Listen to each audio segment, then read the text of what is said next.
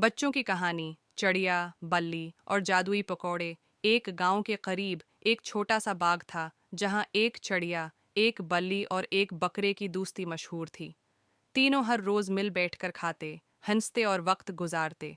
एक दिन चिड़िया को कहीं से एक जादुई किताब मिली जिसमें एक तरकीब लिखी थी, जो भी ये जादुई पकोड़े खाएगा उसकी सब ख्वाहिशें पूरी हो जाएंगी। चिड़िया, सुनो सुनो, मुझे एक किताब मिली है और इसमें जादुई पकोड़ों की तरकीब है। बली चौंक कर, जादुई पकोड़े मतलब हम जो चाहें मांग सकते हैं?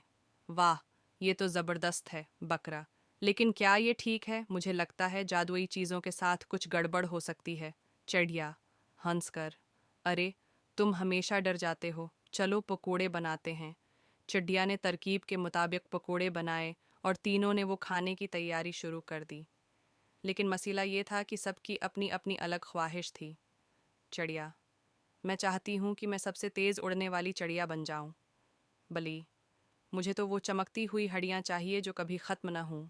बिकरा, मैं चाहता हूँ कि मेरे सींग सोने के हो जाएं। बली गुस्से में, अरे लेकिन ये पकोड़े तो एक ही ख्वाहिश पूरी करेंगे। चिड़िया, तो पहले किसकी ख्वाहिश पूरी होगी? बिकरा परेशान होकर, पहले फैसला करें, नहीं तो ये सब ज़ाय हो जाएगा। तीनों के दरमियान बहस शुरू हो गई। बल्ली ने चुपके से पकोड़ों को अपनी प्लेट में डाल लिया। बली चालाकी से, मुझे लगता है कि उन पकोड़ों को मैं सबसे ज़्यादा समझ सकती हूँ, तो मुझे खाने दो। चिड़िया गुस्से में, अरे नहीं, ये मैंने बनाए हैं, पहले मैं खाऊंगी। बिकरा जल्दी से, ठहरो, हम सब मिलकर एक बार खाएंगे। जैसे ही तीनों ने एक साथ पकोड़े खाए, अचानक कुछ अजीब हुआ। चिड़िया के पर रंगीन हो गए, बल्ली की दम लंबी हो गई और बिकरे के सींग झंझनाहट की आवाज़ें देने लगे।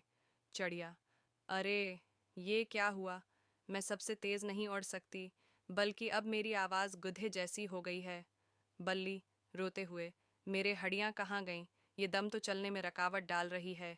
बिकरा हैरत से, मेरे सींग तो कांच के बन गए हैं, अब कोई टिकर भी नहीं मार सकता।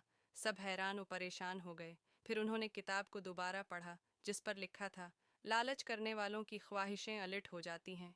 चिड़िया शर्मिंदा होकर, ये हमारी गलती थी, हमें लालची नहीं बनना चाहिए था।